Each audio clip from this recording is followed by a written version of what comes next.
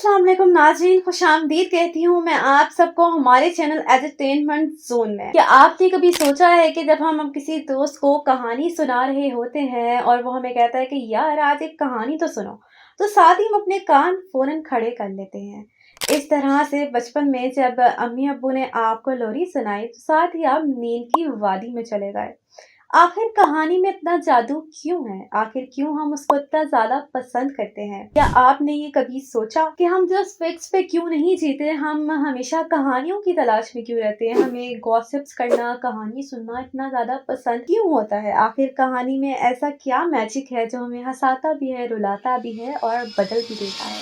तो जनाब, आज की वीडियो में हम इस राज से पर्दा उठाएंगे।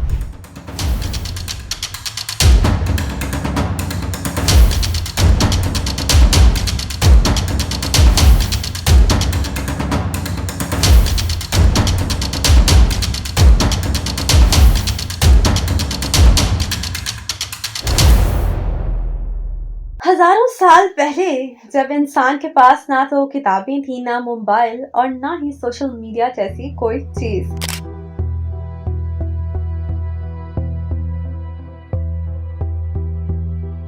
लेकिन कहानियां तब भी मौजूद थी। वो ऐसे किरदारों की तस्वीरें जगह जगह बनी हुई होती थी। The majority of cave art depicts animals that humans would have encountered or hunted during the Ice Age, such as mammoths, horses, lions, aurochs, and deer.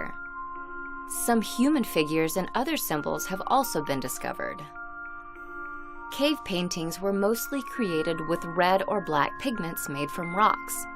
Some artworks were painted directly onto cave walls, while some were first engraved into the stone with tools. इनमें शिकार के मुनाज़िर दिखाए जाते थे, जिससे इंसान को ये पता चलता था कि उसने शिकार किस तरह से करना है। या जरा सोचें कि रात को कबीले के एक बुजुर्ग बैठे अपनी बहादुरी के किस्से सुना रहे हैं और ये बता रहे हैं कि उन्होंने जवानी में किस तरह से शिकार किया था। तो उनके एक्सपीरियंसेस से आगे नस्ल दर नस्ल जो है लोग सीखते रहे। उन चीजों को देख के उन लोगों को ये पता चला कि कौन सा जानवर खतरनाक है, कौन सा रास्ता महफूज है, दुश्मनी और दोस्ती किस तरह से करनी है।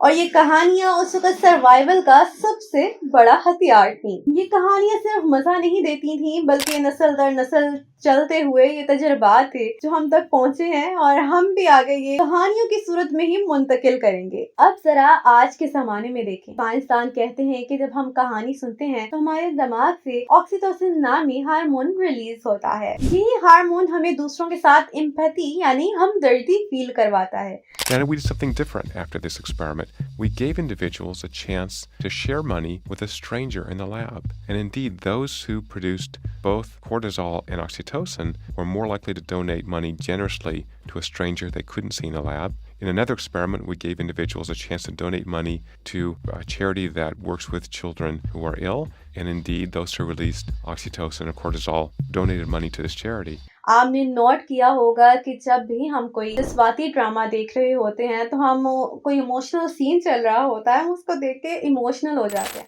यानी हमें पता है कि वो सब जस्ट एक एक्टिंग है। एक और कमाल, दिमाग सिर्फ कहानी सुनते हुए दिमाग के हिस्से को महसूस नहीं करता, बल्कि साथ साथ विजुअल्स और इमोशंस को भी लेके चलता है। यानी इसमें ये दोनों चीजें एक्टिवेट हो जाती हैं। इसकी मिसाल मैं आपको इस तरह से देती हूँ कि अगर मैं आपसे कहूँ कि एक लड़का हवा में गेंद उछालता है तो इसका मतलब ये है कि आपके माइंड में फौरन से वो चीज एक्टिवेट हो जाएगी, आप उसको विजुअलाइज करना शुरू हो जाएंगे। और अगर मैं ये कहूँ कि लाल गेंद उछालता है, आपके माइंड में वो रेड बॉल भी मंजर में आने लग जाएगी। तो जनाब, ये है कहानी की ताकत। आपने नोट किया होगा हम रोजाना की बुनियाद में कहानियों में जीते हैं। जस्ट लाइक एक स्टूडेंट जो है अपनी फेलियर की स्टोरी बताता है और इसी तरह से कंपनीज अपना प्रोडक्ट बेचने के लिए मुख्तलिफ कहानियों के जरिए अपनी ऑडियंस के साथ इंगेज करती हैं। कोई ना कोई स्ट्रगल की कहानी सुना देती हैं, कोई ना कोई इमोशनल अपील हमारे लिए वो ट्रिगर कर देती हैं कि हम उस प्रोडक्ट को खरीदने पे मजबूर हो जाते हैं। और ये सब कंपनीज जानती हैं कि जो इंसान है वो फैक्ट से ज्यादा हमेशा कहानी को याद रखते हैं। आपके जहन में भी नानी अम्मा की सुनाई हुई वो कहानी अभी तक महफूज होगी,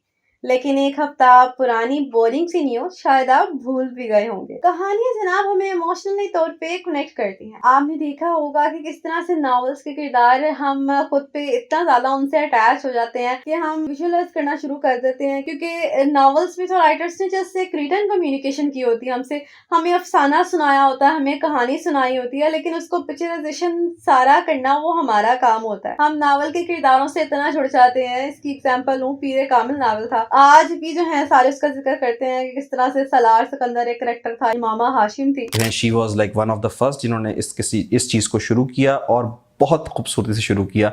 इससे पहले आपको जो है, अगर आपने इश्क का ऐन पढ़ा हो तो वहाँ पे भी आपको ये सिलसिला मिलता है जिसमें जो है वो इश्क मजाजी से इश्क हकीकी तक का सफ़र जो है वो दिखाते हैं। वो ये है कि अगर आप अल्लाह ताला के बताए हुए रास्ते पे चलते हैं जो कि सिरातुल मुस्तकीम है, तो आप कभी भी रुस्वा नहीं होंगे। वक्ती तौर पे आपके ऊपर मुश्किलात आ सकती हैं, लेकिन जो आपका जो अंजाम होगा, जो आपका एंड होगा, वो इंशाल्लाह अच्छा होगा। और ये आपको इमामा हाशिम का जो कैरेक्टर है उसकी जब आप स्टोरी पढ़ेंगे इसमें तो आपको अंदाज़ा होगा। ये बुनियादी तौर पर हमारी ज़िंदगियों में आने वाले उस मोड़ की कहानी है जब रोशनी या तारीकी और सही या गलत के इंतखाब का फ़ैसला हम पे छोड़ दिया जाता है और इंसान अपनी फ्री विल के तहत जिस रास्ते को अपनाना चाहे अपना सकता है।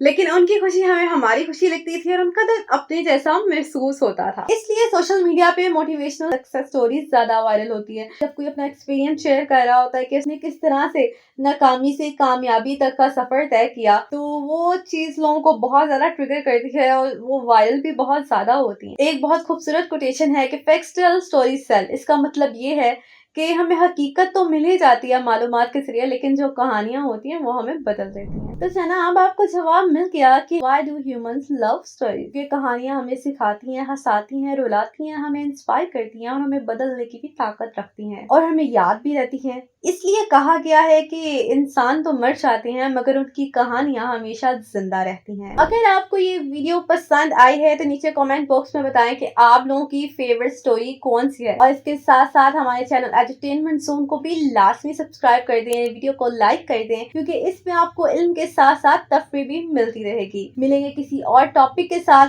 तब तक के लिए अल्लाह हाफिज।